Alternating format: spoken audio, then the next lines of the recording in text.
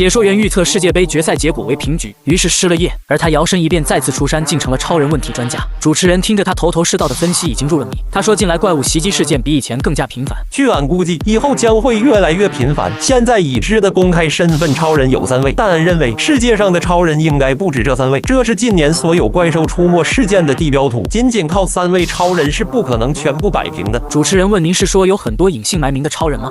就像我国白帽超人那样的？”白帽的情况还不一样，虽然我们不知道他的身份，但至少知道他的存在。地球正被不明身份的超人保护着。有数据分析出，除了核弹级别的武器，普通人类无法对这些怪兽造成伤害。细若无超人也，我地球为宜。关于白帽的真实身份，本专家也已推测的8、9不离10。白帽很可能是一个40多岁的中年，还很有可能是一个妇女或者外国人。正在看电视的白帽超人林江说：“周丽，快表扬我！看来我平时隐藏的不赖。”你一边去，只是这个专家太睿智。接着专家说，也不是所有超人都会站在人类一边。据传言，国外有人目击了超人杀害凡人的事件，而且这样的事件不止一起。就像港口事件中和白帽过招的神秘黑帽男和他的红披风伙伴，很有可能就是人类的敌人。目前已知的超人一共有这6位，但就在几个小时前，有位新超人公布了自己的身份，他就是 S 城的一个大妈，不，一位妇女杰恩索纳塔。他表示愿意同当局合作，并且曾一直守护帝国。他还自称跟超人佩尔是老相识。这突如其来的消息震惊了林江和周丽。周丽敏锐地觉察出，一位隐藏身份的超人非必要不会公开身份，之所以公开身份，一定将会伴随着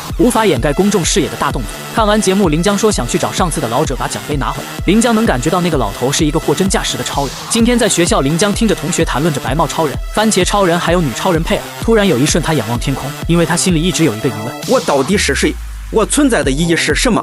相比于之前对自己出手的黑帽超人，上次的老者并未流露出敌意。林江觉得他可能会给自己一个答案。周丽担心那老头是骗子，说什么也要一起去。他拿出自己的拐。上次机场异种人袭击事件，周丽的腿伤还未痊愈。周丽，我自己去可以的，我现在很睿智。你别废话了，我们现在出发。而此刻，海底神秘的异种人基地里，一个长相怪异的异种人沉默着。他身后的异种人潘觉察到不对，就问道：“莫瑞，怎么了？”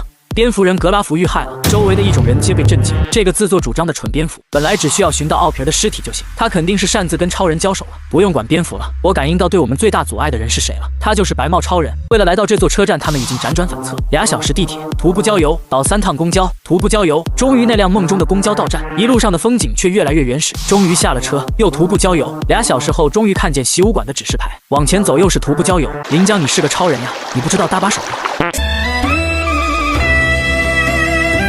林江，你就这样当超人的吗？都不知道背着残障人士吗？周丽，你说的很有道理，你好睿智。周丽，我们是攀岩还是穿越山洞？皇天不负有心人，俩人终于拨云雾见青天。俩人见到的第一个人就是掰手腕大赛林江的对手，他叫文球。这时老者也拿着奖杯出现，只见他没个正形，和文球比着小星星。俩人说着爱你爱你，加油加油。然后他一甩手将奖杯扔出，还给林江，并问：难道你们真的只是为奖杯而来？周丽嘴不饶人：那是当然。你这坏老头，偷了人家东西还让人家跑这么远。老头一个闪身从俩人中间穿过。好的，那我道歉。老头子，我日常手脚不太干净，没别的事你们就请回吧。然后他只身一人来到悬崖边，夕阳的余晖下他衣摆飘动，一副绝世高人的模样。感应到身后来人，他心中窃喜，但语气淡定地回头说：为什么还要跟着我？老人家，我被人叫做超人，可是我不知道超人到底是什么，也不知道我到底是谁。老头却捡起一个石头，如果我把这个石头扔下去，你能在他坠入悬崖底部前捡回来吗？这时林江有点懵逼，可那老头突然闪身到俩人身后，抬起老脚对着某人的后顶。啥情况？我咋起飞了？见周丽落崖，林江立刻箭步冲出，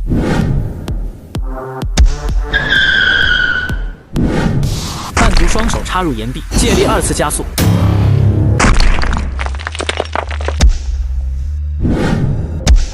你想干什么？你那是什么眼神？想和我打一架？而林江却待在原地。怎么了？你在犹豫什么？生气我把你朋友推下去，又不好意思对一个老人动手。你就是一个卑鄙小人，能做到的事却永远在犹豫，缺乏责任感，内心空洞，如同行尸走肉。难不成你对所有人都心存怜悯？只有神和神经病才会这么想。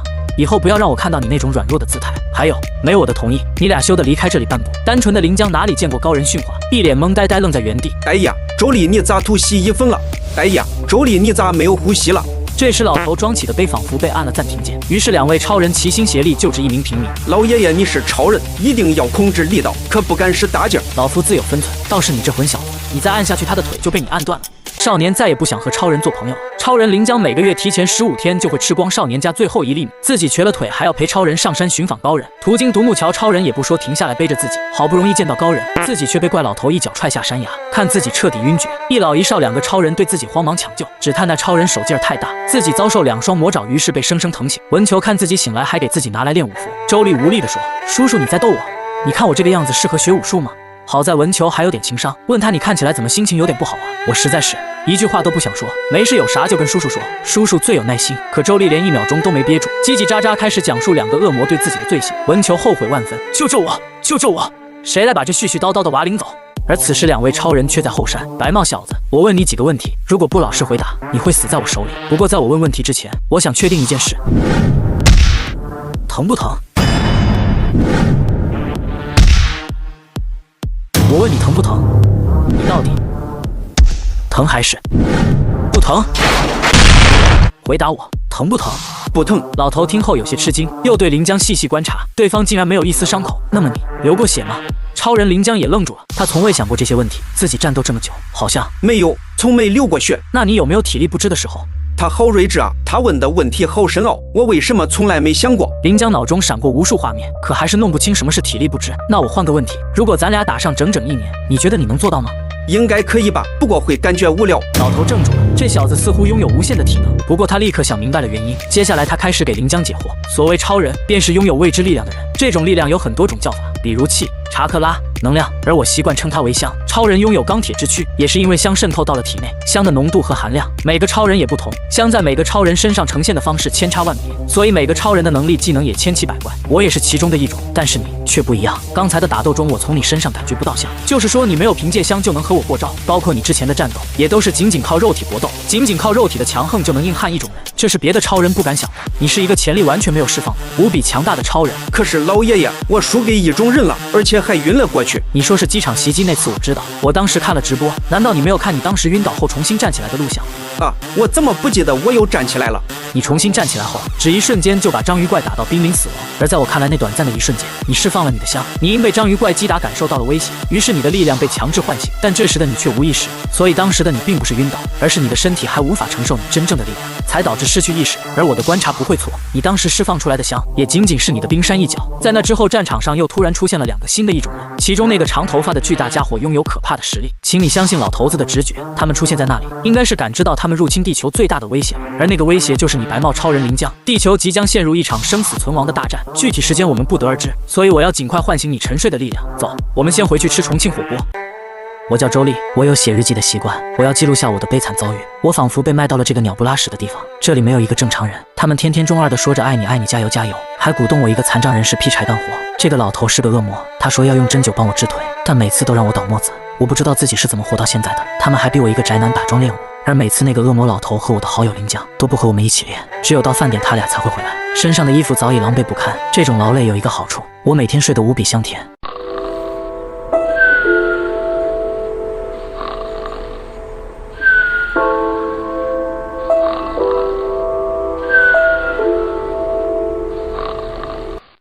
但有一个问题，一直在这里临江上学怎么办？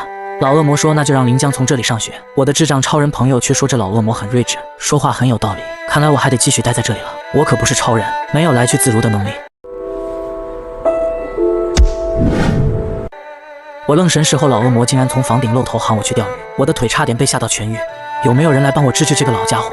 少女服务员大白天却被2个女顾客羞得小脸通红，她的心砰砰直跳，想看但不敢回头多看一眼。她此刻十分后悔刚才因为激动没有多介绍一会儿咖啡，因为她的2位顾客竟然是守护人类的超人，而服务员还无意间吃到一个大瓜。超人佩尔竟然称呼超人索纳塔为姐姐，而索纳塔在前几天才公开自己的超人身份。拒绝了腿还在练武的天才周丽分析，一个隐藏身份的超人需要办一些无法继续隐瞒公众视野的大事时，才会索性公开身份，以获取人类的信任和各国当局的方便。而索纳塔在公开身份前竟和佩尔是老相识，而他们最近一次见面时，超人维德鲁还活着。随后佩尔和维德鲁就前往海中的游轮去解救被异种人侵害的游客，结果维德鲁被异种人偷袭战死。当时事件中有几个疑点，一是第一次同时出现2个异种人，结合后来会说话的异种人潘的出现，可以推断出异种人并不是散兵游勇，而是有密切联系的组织。第二是2个异种人分别展示了地球生物的特性，比如变换成佩尔的样子害死维德鲁的异种人，就像极了变色龙。另外一个异种人竟能从肚脐吐出蛛丝，简直就是一个大号蜘蛛。但目前还不知道这些异种人和地球生物之间到底有什么联系？第三就是事件结束后，所有人类和异种人的尸体残骸都留在原地，唯独维德鲁的尸首不翼而飞。当时听到这个消息，佩尔又惊又怒。好在佩尔团队终于找到一丝线索，他们调取维德鲁尸首周围所有监控，终于捕捉到了尸首丢失那一瞬间的影像。画面里突然闪出一团光，几乎同时尸首就消失不见。最后将画面定格在线索出现的那一帧，才确定了那道残影中偷尸贼的特征。他戴着白色渔夫帽。而上次索纳塔约佩尔和维德鲁见面，其实是想给他们介绍自己的另一个妹妹认识，但对方电话里说突然要去处理一个紧急事务，无法赶来。而他名为索伊的妹妹其实也是一名超人。几天前，索伊告诉索纳塔，他目睹了一起命案，对方用一只手就掐死了一个人类。索伊立刻对凶手发出攻击，但是对方在他一击之下并无大碍，手中竟还能抓着尸体不放。然后那家伙带着尸体逃走，而且之后还有一个人影和那家伙会合。索伊立刻判断出对方也是超人佩尔。对方可能是2个人，也可能是很多人。这些凶手超人在搜集尸体，可能和偷走维德鲁尸体的是一群人。那我们必须去接应索伊才行。是的，但不知道还来不来得及，因为索伊已经失联5天了，不知道是否遇到了什么危险。佩尔当即决定和索纳塔去往索伊失踪的爱国，然后他打电话给自己的团队说明了情况，解释还不知道对方有多少人，自己不能让索纳塔一个人独闯虎穴。索伊已经下落不明了，我们不能再失去索纳塔这个姐姐了。索纳塔听后脸上出现便秘表情，瞧这孩子真是好会说话。然后他交代团队，自己不在的时间，如果出现异种人预警，那就联系番茄超人迪恩。既然他再也做不了演员了，就让他为守护人类多卖力。而此时，爱国一片遗址废墟里，可以了，尸体足够了，但我们遇到了一个麻烦，我给你们安排一个新的任务。这说话之人赫然戴着白色渔夫帽。我是无情的杀手，隐匿在这家酒馆，敢不敢和我打个赌？你一定猜不到酒馆里哪个是我。这个老头是个有钱的酒鬼，他的一生都在贪恋美酒和钞票。酒馆老板大卫又在劝说酒鬼回家，因为酒鬼每天都来这里宿醉。大卫已经很久没能按时回家和娇妻约会了。陪我喝到天亮吧，大卫。最近镇上10几起连环命案，还有失踪案，挺吓人的。没错，他嘴里的案子都是我的杰作。他说挺吓人，我感觉就是对我虔诚的夸赞。这时店门打开，警长马修举着枪走进来。都把手举起来，别开这种玩笑了，马修。今天还是扎皮。那就扎皮吧，老伙计，我最近可是烦死了。可我知道他刚才举枪的玩笑只是无能之下的无奈之举，他想以这种玩笑观察每个人的反应，他心里一定在默念上帝保佑，赶紧让他遇到面对枪口慌张的我，真是可笑至极。他说最近的案件异常离奇，遇害者除了人类，竟然还在现场发现了异种人的尸骸。他对我作案手法的夸赞差点让我会心笑出来，于是我强行稳下心神，谁都别再夸我了，混蛋们。但调酒师菲博走过来说，这些案件会不会是同一人所为？他把调好的达金酒递给酒鬼老头，但老头拿起来尝了一口就飙起了脏话，说酒的味道不对，猛力把酒杯向后甩去，差点砸到服务生伊凡。看他发酒疯撞，汉维达尔扛起他就往门外走。老头晃动着金表大喊着，你们知道我是谁吗？可以仁慈的对你们透露一下，这个疯老头可不是我，因为我马上要安排他去死了。第二天，大卫正在和一个金发妹聊天，警长马修推门而入，再次把枪举起。大卫说，你老开这种玩笑就过分了。可马修却不是在开玩笑，不想脑袋开花就把手举起来。然后他一脸严肃甩着官腔，我是重案组的马修·麦克雷，都听好了，我要确认你们每个人的不在场证明。昨晚喝达金酒的酒鬼老头死了。店里所有人都震惊了，而且他脑袋和上半身离奇消失了，死者身份是通过手上的腕表确定的。大卫惊奇地问，人遇了害，但手表却还在吗？是的，所以凶手的目的不是钱财。开玩笑，钱财这种下贱的东西怎么能入了我的眼？然后马修开始一个个问话。大卫和2个服务员可以互相证明，他们昨天晚上在酒馆打牌，其中伊凡困了就先睡了过去。那么嫌疑人只剩下菲博了，他说自己下班后直接回家了。马修说，我记得你来这里2个月，但所有的案件也都是这2个月里发生的。菲博态度诚恳地表示，如果您怀疑我，我愿意配合调查。那就麻烦你跟我到局里一趟吧。由于今天被马修扫了兴，所以大卫决定提前关门，而他和维达尔又无聊地开始打牌。2人吐槽着马修，抱怨着小镇的不太平。可突然，马修慌慌张张地再次闯了进来。菲博，押送菲博的警车爆炸了，而菲博失踪了。把他的应聘简历给我，上面应该有他的住址。可大卫反问，警车爆炸，那么马修你为什么会毫发无伤？我去执行别的任务了，没在车上，车是同事开的。突然马修一怔，难道你在怀疑我？维达尔慌忙打圆场。2位冷静下来，好好说。闭嘴！我怎么没想到你们和那个菲博可能是一伙的呢？马修，你冷静一下。可说着话，大卫手朝身后摸去。马修，别做让自己后悔的事。你的手想要拿什么？实在是精彩，我都忍不住要鼓掌了。最后我打开门走了进来，我敢打赌你还是猜不到我是谁。这是一局会死人的狼人杀游戏，所有人都要拼命证明自己是好人，而匪徒却在暗中刀人。第一个被刀的是酒鬼老头，因为他酗酒摆烂占了一个好人坑。第二天投票环节，警长怀疑匪徒是调酒师，可押送调酒师的警车中途爆炸，于是警长再次折返。此时他怀疑除了自爆的调酒师，匪徒不止一个，而其余2人同样怀疑警长是匪徒。因为警车爆炸，警长却毫发无伤。你们在怀疑我，还是说你们俩在跟我悍跳抢警徽？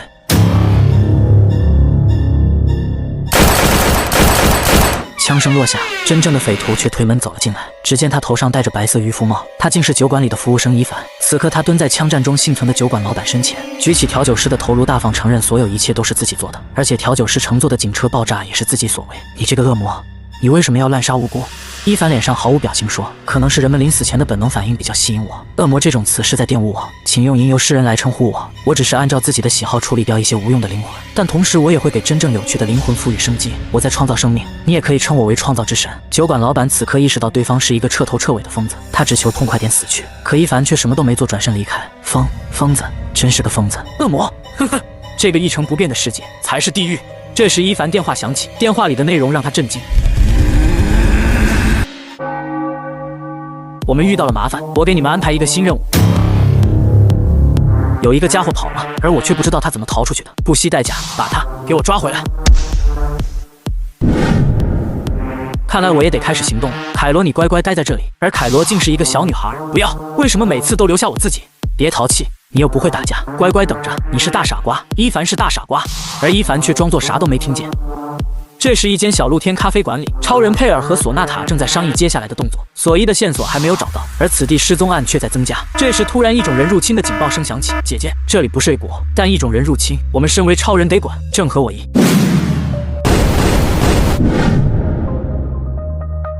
他们很快来到事发地点，可佩尔却被眼前景象惊呆了。眼前一个疑似超人的人将异种人凝固在原地，他的脖子上有缝合的痕迹，而他的右手明显不是人类的。维德鲁，佩尔怎么会看错？那个冰冻的技能，那个熟悉的背影。他想起维德鲁给自己说的最后一句话。那次游轮事件中，维德鲁说我来负责上面，但下一瞬维德鲁跃起逃离，而半空中一个拳头挥来，攻击他的赫然是另一个半人半怪的神秘超人。死而复生的缝合超人维德鲁半空中遭人拦截，而拦截之人竟也是一个半人半怪的超人。一击过后，维德鲁重重摔落。此时他的好友佩尔已经怒不可遏，只见那怪人看他一眼，便迅速离场。佩尔一跃而起，向前追去。可眼前竟又出现一个超人，紧随佩尔而来的索纳塔也终于看清，对方压着的正是丢了尸体的维德鲁。索纳塔瞬间气势爆发，你们最好老实回答问题，休想轻举妄动。对面2人倒也识趣，直接告知自己的行动，全听伊凡的命令。佩尔此时已经按耐不住要直接抢人了，可这时一道懒洋洋的声音传来，原来是2位超人姐姐来了呀。只见来人戴着一顶渔夫帽，大模大样的坐在拱桥上。佩尔和索纳塔震惊，自己竟没感应到对方的出现。渔夫帽是个话痨，说着没想到佩尔姐姐穿着便衣也这么美，再胡说八道半句，我拔了你的舌头。渔夫帽嘴上说着姐姐发起火来好吓人，可语气里却没半点慌张，还明目张胆的开始分析时局。对面是当代最强超人佩尔和 B 国的英雄索纳塔，如果硬刚，自己说不定会损失1半战力。他一点也不怕对方听到，算了算觉得不对，应该是损失8成战力。信口雌黄，你只需要告诉我们你对维德鲁做了什么，放不放过你由我来决定。是我救了他，我把他脑袋接了回去，他现在没有思想，已经不是维德鲁了。佩尔知道接下来的废话不用听了，他一个闪身，直接来到维德鲁身前。壮硕的超人想要阻拦，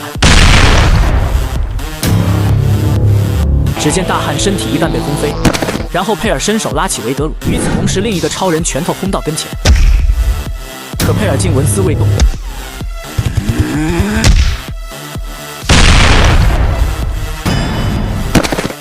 这些不是你的全部战力吧？想阻拦我就全部叫过来。而这时渔夫帽依旧老神在在地分析着局势。佩尔的攻击并不是远程攻击，而是他击中的一瞬间发生了光爆，这种破坏力简直是毁灭性的。而刚刚科斯达的那一拳，他竟毫发无伤。要知道科斯达生前最擅长的就是肉搏战，超人佩尔着实强得离谱。随着他身上围绕起金色光芒，甚至周围的气温都在上升，看来他是这个世上受太阳神庇佑的独一无二的存在。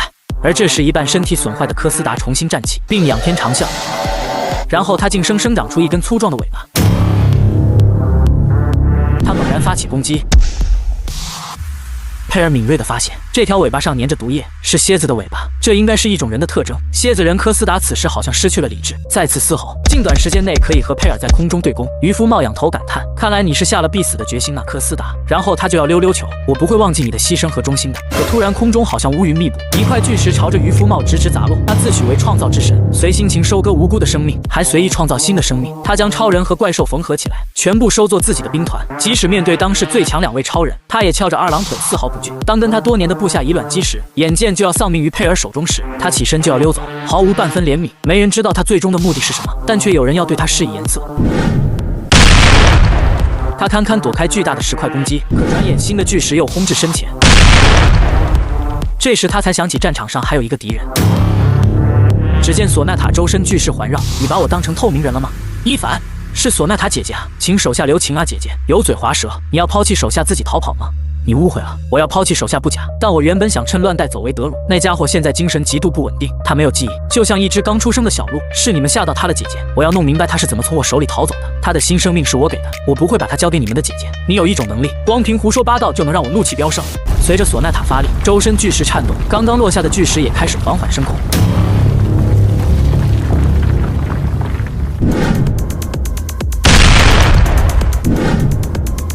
伊凡充分感受到对手的难产，他搞不清楚这些石头是哪里来的，但可以肯定并不来自附近的地面和建筑，它们好像凭空出现。但每次有石头朝自己攻击，伊凡都感觉到像是面临索纳塔本人一样，这该死的、窒息般的、压迫的。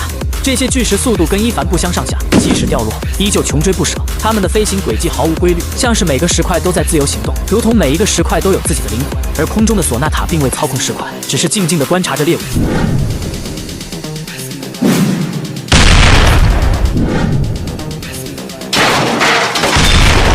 又一块巨石以刁钻的角度飞来，伊凡心中一惊，可石块突然半空停顿了一下，紧接着画面一闪，巨石竟变成索纳塔。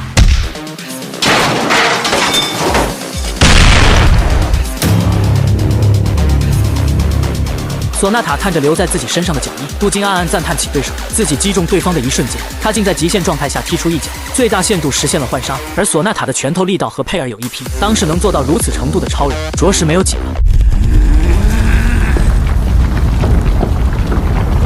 姐姐，我总算明白你的能力是什么了。从一开始我就很好奇，为什么感应到你身上有无数个灵魂？你身边的80个石头每一个都是你，但他们又各自有独自的意识，对吗，姐姐？索纳塔不禁感叹，对方不仅有非同一般的战斗天赋，还有如此敏锐的观察力，要我一个人打80个人，好让人绝望啊！姐姐，姐姐在妹妹头顶悬起79个巨大石头，还骗妹妹说只是来看风景。妹妹觉得姐姐是魔术师，姐姐说你格局打开看我展示才艺，结果姐姐立刻原地消失，变成一个巨大石块。妹妹惊得差点吃下一根桌子腿，而她的姐姐却出现在刚才巨石的位置，并悬停在半空。然后姐姐给妹妹解惑，这些石块被称作垒，它们是被赋予了灵魂，大小形状不一的80个垒，每一位都有完整的自我，确切的说是79个垒和你姐姐我是最后那一颗垒。妹妹已经被惊得说不出话来，而不久妹妹却失联了。失联前她告诉姐姐自己在独自追查一个诡异事件，有疑似超人的人在杀害凡人，还在搜集各类尸体。追着线索，姐姐终于找到了这些超人的头目，跟她一起来的还有当时最强女超人佩尔。此刻佩尔已将敌人手下轰成渣渣，敌人头目伊凡此时嘴上说着自己无比慌张，但脸上却无半分恐慌之色。他还关切地问佩尔，刚才我好像看到你受伤了。自己刚才和佩尔对战的手下科斯达，他的尾巴可是含有剧毒的，而他的手下全是超人和怪兽身体的缝合怪。他老神在在地向佩尔介绍科斯达的另一半身体可是自己在帝国抓到的帝王蝎异种人。佩尔怒视着这个变态的男人，你觉得区区一点小毒就能伤害到我吗？只见佩尔身上泛起金光，毒素化作白烟蒸发出体内。伊凡望着天上的索纳塔和地上的佩尔，嘴上淡淡的说着，这可真是一场生死危机啊！索纳塔已经知道眼前人的秉性，对方嘴里没有一句实话，但还是问出了自己关心的问题。见没见过自己的妹妹索伊？她留着紫色短发，先前一直在跟踪你，人生来就是会死的姐姐，何必那么在意？抱歉，我真的记性不太好，甚至记不得什么时候对谁下过手。索纳塔实在是忍不了眼前的二流子，佩尔你后退一下，我要用祭坛收拾他。佩尔心惊，索纳塔这是要动真格的。可此时远处传来呼啸声，你们可算来了，大宝贝儿们，实在是太惊险了。只见来者竟是一群超人和怪兽，他们搭在一起有种说不出的诡异。佩尔怒问，现在你的战力算是都到齐了吧？算是吧，反正精锐兵力都来了。索纳塔却发现了异常，佩尔，这里有个异种人我认识，就是这个蓝色的家伙，当时他在濒死状态从我手中逃走，用蜕皮能力骗过了我的眼睛，可他现在好像不认识我了。此时一个眼罩男对伊凡说，凯罗不见了，疑似遭人绑架。伊凡罕见的出现惊慌之色，然后怒气飙升，那你们为什么来找我？去找凯罗呀，我们就是顺着凯罗走失的线索找到这里的，所以凯罗就在附近，那就赶快找。奥皮尔，先把维德鲁抓回来。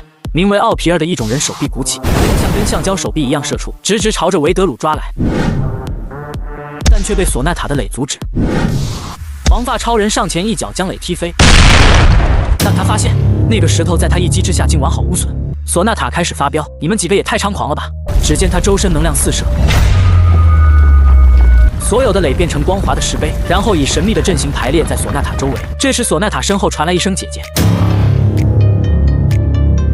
两位超人回头望去，我就知道你们会来，我等你们等得好辛苦。只见来者正是之前失联的妹妹索伊，她怀里抱着一个昏迷的孩子，赫然是伊凡口中的凯罗。已经身死的超人却再现战场，还凭一己之力制服怪兽，摄影机拍得真真切切，周边居民也证实，那绝对是已经牺牲的超人维德鲁。主持人说，关于超人我们知之甚少，超人维德鲁殉职于 A 国，但这次事件却发生在爱国，而现场不止一位超人，我们还拍摄到超人索纳塔和佩尔，现场还出现了索纳塔和一神秘男子对峙的情况，我们会持续跟进报道，揭秘谜团。而此时现场又出现了女超人索伊，她怀中还抱着一个昏迷的孩子。她见到姐姐索纳塔，就兴奋地扔下孩子扑向姐姐怀抱。钢铁直女佩尔只好接住孩子，一时间竟没有管理好面部表情。这娃是谁？然后她突然想起自己好像见过这个小女孩。见小女孩凯罗安全，伊凡情绪逐渐恢复正常，身边的异种人奥皮尔却上前一步，把他们统统干掉，然后抢回凯罗不就行了？而对面3个超人却震惊了，他们第一次见到会说话的异种人。不要太自信，奥皮尔，他们都是怪物级的超人，我才是个怪物，不行我自己上。伊凡往远处一看，自己这边有超人卡伦这个超级战力，也不能说毫无胜算。就在双方剑拔弩张之时，所以说你们不要忘了，这个孩子还在我们手上。对面的也没想到堂堂超人也会拿个孩子做人质。前段时间偷偷摸摸跟踪我的那个人就是你了。维德鲁也是在你帮助下逃走的是吗？